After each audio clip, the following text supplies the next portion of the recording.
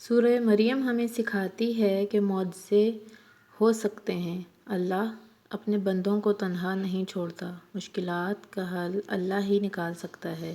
بے شک سب اللہ کے حکم سے ہی ہے۔ 3 کام اللہ کو پسند ہیں: ٹوٹے ہوئے دل کو جوڑنا، دل نہ چاہتے ہوئے بھی معاف کر دینا، اور کسی کے گناہ پر پردہ ڈالنا۔ صرف میرا اللہ۔ پریشانیاں تو ہزار ہیں، لیکن سکون دینے والا صرف میرا اللہ ہی ہے۔ قرآن کہتا ہے، دلوں کے حال تم سے بہتر تمہارا اللہ جانتا ہے۔ تمہارے خاموش سجدے اور تمہاری ان کہی باتیں خدا کے ہاں بہت خاص مقام رکھتی ہیں۔ اللہ تعالیٰ فرماتا ہے، تو میرا ہو کر تو دیکھ، سب کو تیرا نہ کر دوں تو کہنا۔ فجر اور عصر۔ رسول اکرم صلی اللہ علیہ وآلہ وسلم نے فرمایا، جس نے ٹھنڈے وقت کی 2 نمازیں وقت پر پڑھیں، فجر اور عصر، تو وہ جنت میں داخل ہوگا۔ تہجد کا سفر۔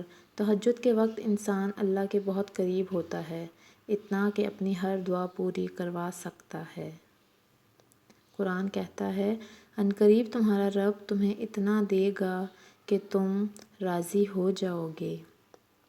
اللہ تعالیٰ نے فرمایا، سب کو چھوڑ کر اندھا اعتبار کر لو مجھ پر، یقین کرو میں اپنے وعدوں کا بڑا سچا ہوں۔ اللہ سے رشتہ۔ اللہ سے رشتہ اتنا مضبوط رکھو کہ تمہیں کسی اور کے سہارے کی ضرورت نہ رہے۔ اللہ الصمد۔ اللہ سب سے بے نیاز ہے اور سب اس کے محتاج ہیں۔ سکون۔ سکون پتہ کیا ہے؟ اکیلے بیٹھ کر اللہ سے باتیں کرنا۔